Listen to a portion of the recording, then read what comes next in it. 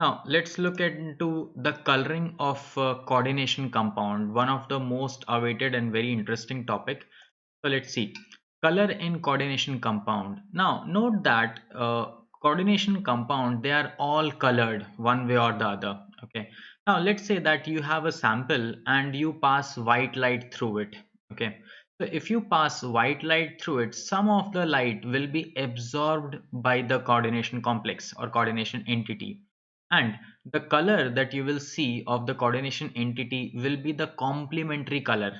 Okay, so you can see one of the most distinctive property of the transition metal complex is their wide range of colors. This means that some of the visible spectrum is being removed from the white light as it passes through the sample.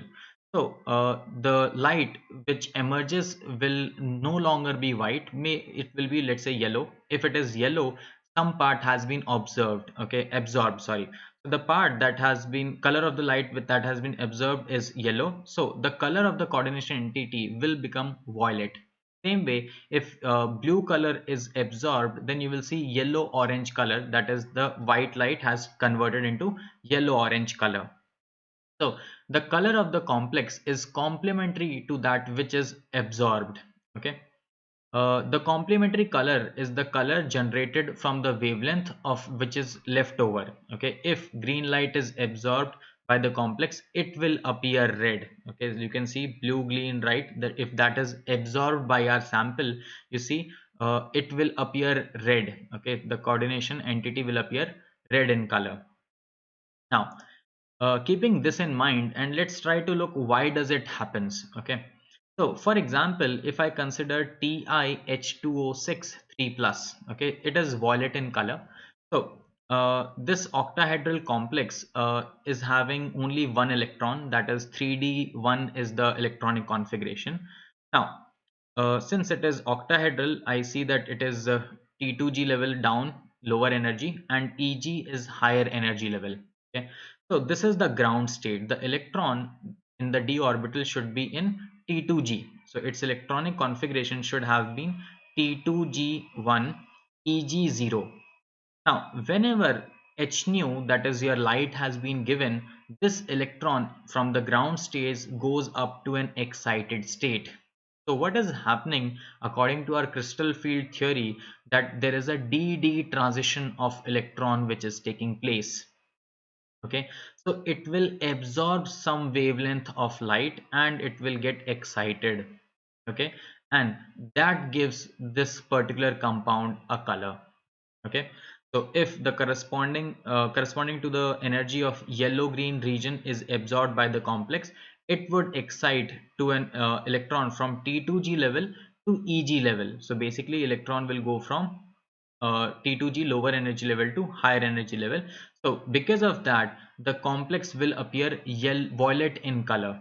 Okay, it will absorb yellow green, right, and it will appear violet in color. Okay, they both are complementary colors. So you can see here also, in absence of a ligand, okay, let's say that if there is no ligand, what will happen? Crystal field splitting will not occur. Okay, if there is no crystal field splitting, meaning the substance will be colorless. Okay, if there is no DD transition, the substance will be colorless.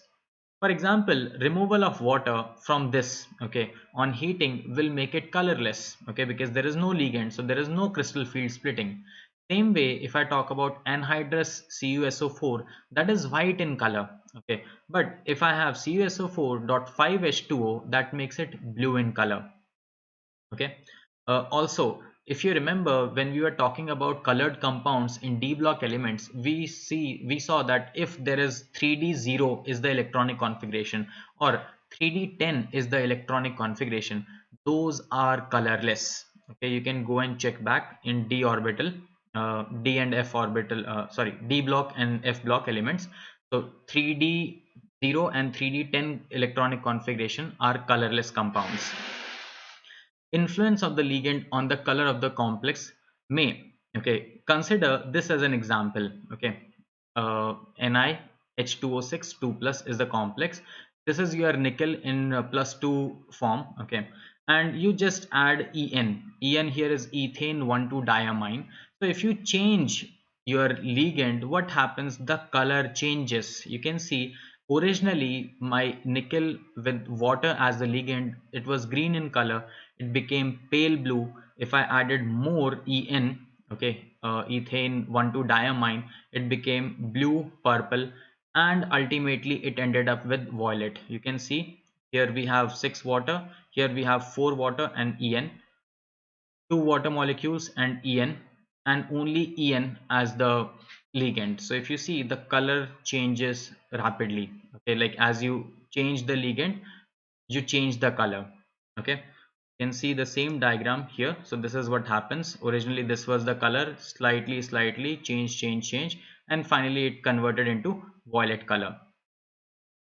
So finally, some limitations of crystal field theory. So crystal field model is successful in explaining formation, structures, colors, and magnetic properties of the coordination compound to a large extent. However, from the assumptions that the ligands are point charges, okay, if you remember, we treated ligands as point charges, that is anions, and the neutral molecules were treated as dipoles.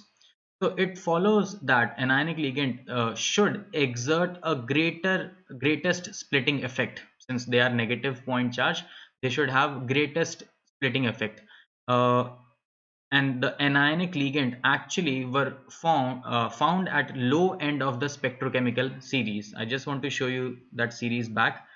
If you see, the anionic ligands, they are found at the lower end, whereas CO, En, these are neutral molecules, they are found at the higher end of the series. Okay, so basically they are not strong. So that is one limitation.